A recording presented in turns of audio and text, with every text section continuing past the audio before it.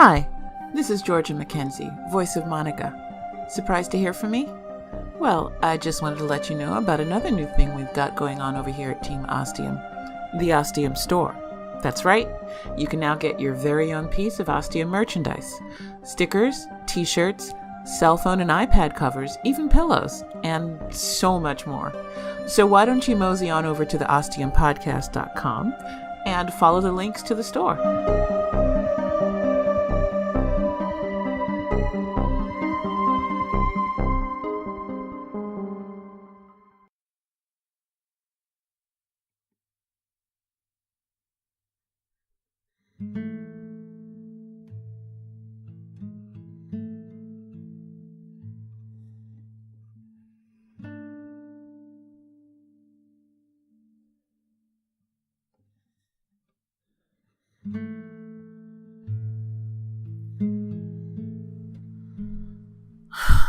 A new day begins, and I've just had it with Ostium. I don't know what it is, but I need a fucking break. Not just a take 5 or a 10. I need to get away from this place for a bit. It's getting claustrophobic or something. I don't know. I just need out for a while. I lay this out to Jake. He says, sure, that sounds like a good idea. We could get to the nearest town and get some supplies. I ask him what the fuck he's talking about, and he explains it to me, and suddenly, this sounds like the best fucking idea ever. I can get some real fucking shampoo that's not Head and Shoulders bullshit. I could get some towels that don't feel like sandpaper after a shower. I could get more clothes, maybe? Jake will have to pay for all this. I ain't got any mullah. Didn't have the chance to when I left the base. I hope he realizes this. Ain't much choice in the matter. But between now and getting to the checkout stand with all my new shit, he should be able to work it out. Otherwise, he's gonna look like a real dumbass. Oh well, we'll cross that dumbass bridge when we get to it. Jake says he needs to do a little research first to find out where the hell we're going. I say sure and duck into the bedroom to grab a jacket and brush my teeth. I pull my shirt out of my pants, wanting to go with an untucked look today. I know, making it real, right? Jake says something about treating me to lunch. Good, the dingus caught on faster than I thought. I respond sarcastically, ooh la la. After brushing my teeth, I pull a little water in my hair, trying to give it some shape, and then come out to find Jake ready to go.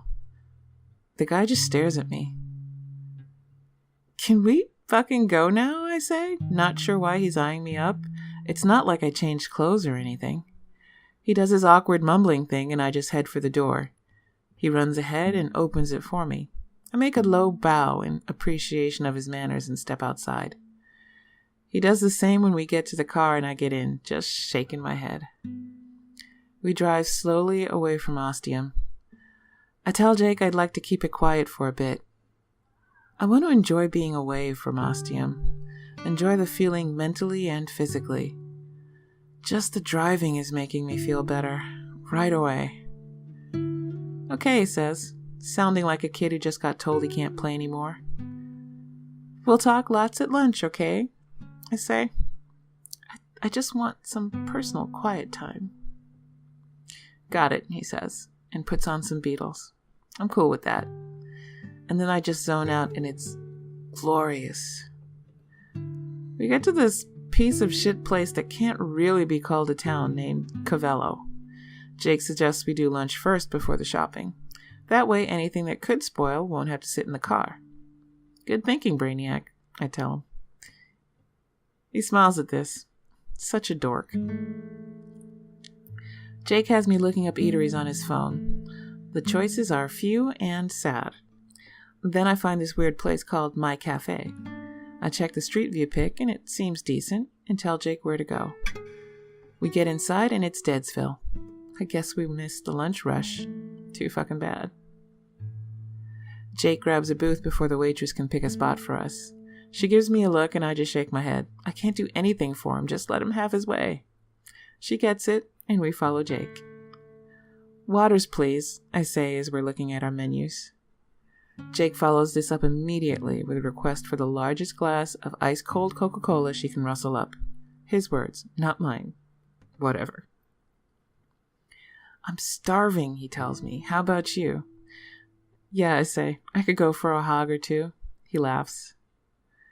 The waitress returns with a stein of soda. I'm impressed. Jake starts salivating at the sight of it. Are you ready to order, she asks. Jake is nodding vigorously. He lets me order first. I go for the BLT special. It has its own picture with a mountain of fries next to it and 2 giant pickles. I also decide to give in and ask for my own stein of iced tea if they've got it. The waitress gives me a wink. She'll make it happen. And then Jake spends the next half hour ordering a mountain of food. Okay, maybe not that long, but it seemed like it. When we get the 2 appetizers, mozzarella sticks and chicken fingers, Jake offers them to me. I figure, what the hell? As Jake said, how often do we eat like this? Plus he's covering the tab, so why not? Lunch is actually pretty great. The food is tasty and filling. The conversation is entertaining. We talk about our past lives. Ostium never comes up once, and it's wonderful. I don't even think about it. This truly is a vacation from Ostium. Exactly what I wanted. Jake somehow has room for a ginormous banana split for dessert. I just shake my head, going for the creme brulee. It's been a long time since I had caramel and vanilla under a flame. The waitress checks with Jake to see if he's finally done. He admits defeat, rubbing his belly like a satisfied little kid. I can't help but laugh. She puts the check down and Jake immediately snatches it up. He makes a big deal of looking at it, pretending to total it up, even pretends to scratch his chin. The doofus. I just give him his moment. He licks his thumb and peels off 3 20s, then gets up. They can keep the change, he flashily says. I follow him out the door to the car, just shaking my head. Doofus. We find one of those stores that's got a little bit of everything. Fucking perfect. Jake grabs a cart and wheels it over to me. This one's yours, he says, emphatically giving me a wink. Gee, thanks, I say, and then whoosh away, falling deeply into shopping heaven. I get a little bit of everything because I don't care about how much it costs. It's a woman's dream come true. I ain't paying. There's not a ton of selection in the clothing department, but I do find some sweatpants that are going to make my life significantly better. A few tops that just look comfortable, and a couple of pairs of booty shorts. Hey, they're comfortable too, and sometimes it gets hot in the clock tower. If Jake enjoys me wearing them too, well, a girl's gotta feel loved, right? Maybe he'll do more of the chores when I'm wearing them. I also pick up a couple of boxes of pads. With my period due in a couple of weeks, this shopping trip happened at just the right fucking time. Oh, and for the record, I'm a pad girl. Tampons give me the cramps. Also, don't worry. I promise I'll never say I'm a pad girl again, starting now. I don't get much food because I know Jake's going to load up on that, if I know him at all. After his eating habits at lunch, I feel I know him all too well. With the heavy-laden cart, I make my way to the front of the store where the cash registers are. There's Jake, waiting with a big smile painted across his face. It's infectious. God love him. We make our way to an open cashier who gives us a wide-eyed stare at all the stuff. I'm not sure if it's because of how much we're buying or because she has to ring all this shit up. Once we have my cart empty, I move it forward and start bagging. I'm strategically loading and stacking and cramming so we can get all this in one cart. I don't know why. I've got nothing to prove to anyone. Just want to see if I can do it, I guess. I start bagging Jake's hoard, trying not to pay too much attention. I don't really care or want to know. Dinner looks tasty. Roast chicken, sourdough, and what looks like the fixings for a giant salad. Yummy. I grab the box of Trojan's extra sensual condoms and add it to the bag without realizing it first. Jake, on the other hand, has realized very much so and is studying every freckle, pore, and hair follicle on the cashier's face. Huh. Gotta give it to him. He's motherfucking bold. Maybe he didn't think I'd see it. Somehow. Well, who knows? Maybe, down the road some, they might come in handy. I keep bagging like nothing's happened, and when he pays the big bill once again with many Jacksons dropping into the cashier's hand. We load everything into the Mini somehow, and then Jake asks if I want to drive. I say let's not chance it. Also, I want to relax again on the drive back. We talk about our past lives on the way home. I'm cool with it. It's still relaxing in a way. I get to watch this special part of the world fly by and talk and listen at the same time. I'm full from a good lunch, and we're heading back to Ostium, which I'm okay with. Things are pretty damn good right now. As we get close to Ostium, Jake stops talking, practically mid-sentence. I get it. Our mental infrared radars just woke up, but it's something else too. We're coming back.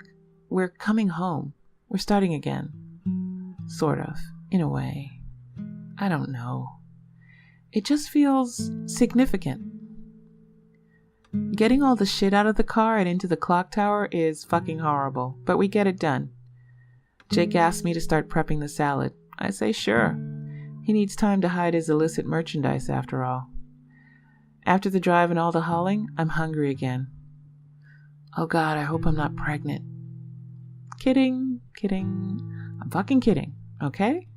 That's why there's condoms, remember? The dinner feast is ready, so we eat on the floor.